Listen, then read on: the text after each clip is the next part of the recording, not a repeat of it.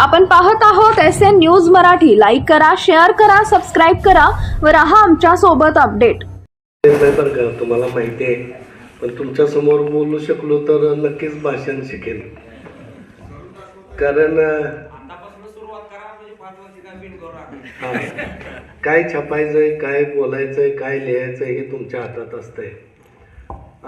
पत्रकार दिनानिमित्त उपस्थित असलेले मंचावरती सभागृहातले आमचे सहकारी नगरसेविका, नगरसेवक, तसेच डिजिटल मीडियाचे पत्रकार आणि पत्रकार संघटनेचे अध्यक्ष आणि तुम्ही सर्व पत्रकार बंधू भगिनी, पत्रकारिता म्हणजे आम्ही काय म्हणजे आता जी पत्रकारिता जर बघितली आम्ही, ते खूप पत्रकार झाल्यामुळं कधी कधी तुमचं आमच्याकडून समाधान होत नाही. आणि काय काय गोष्टी, आता सचिनला विचारा, त्यानं कसा पायावरती स्वतःच्या धोंडा मारून घेतला. तुम्हाला समाजातल्या किंवा या काय घडामोडी आहेत, काय गोष्टी आहेत, काय सत्य आहे, ते तुमच्या माध्यमातून लोकांच्या समोर आलं पाहिजे. परंतु काय काय वेळेस अतिघाईने काय काय अशा पद्धतीनं छापतात की त्यामध्ये कुठल्याही गोष्टीचं तथ्य नसतं किंवा तुम्ही त्या गोष्टी जाणून सुद्धा घेत नाही.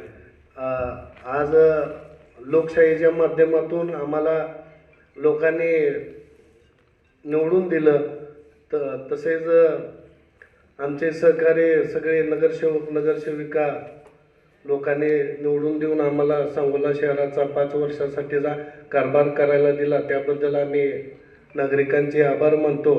आणि तुम्ही जे पत्रकार भवनचं मागणी करताय, मला आठवतं आहे 2016 ते 2021च्या आमच्या कार्यकाळामध्ये आपले सतीश भाऊ सावंत पत्रकार असताना त्याने अगदी जिव्हाळ्याने हा तुमचा मुद्दा उपस्थित केला. मला वाटतं ते काय ते पोस्टाच्या जागेच्या आसपास तुम्हाला जागासुद्धा 1, 2, 3 आम्ही बघा आणि तुमच्या पसंतीनं जागा शोधून आम्हाला त्याच्या पद्धतीनं पुढची कारवाई करणे. पण तुमचं काही एकमत झालं नव्हतं त्यावेळेस मला वाटतं.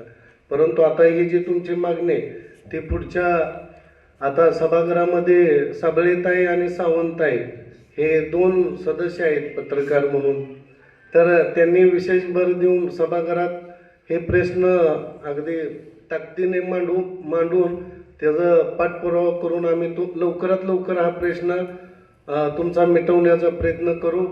आणि पुढचे पत्रकार दिन हा त्या सभागृहात होईल असे तुम्हाला ग्वाही देतो. आणि थांबतो. जय हिंद, जय महाराष्ट्र.